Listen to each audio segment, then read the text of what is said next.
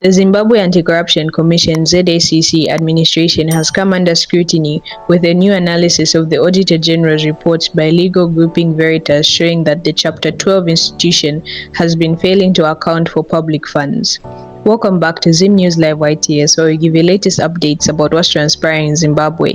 Before I go any further, don't forget to like, subscribe, and turn on the notification bell so that you don't miss any updates. ZACC has fallen short of international accounting standards between 2019 and 2022, raising concerns over the Commission's competence to carry out its constitutional mandate.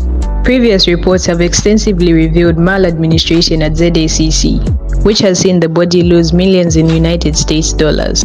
Veritas analysis titled Zimbabwe Anti-Corruption Commission, Who Will Guard the Guards, has shown that the body has been opaque in carrying out its mandate, losing thousands of money in the period under review.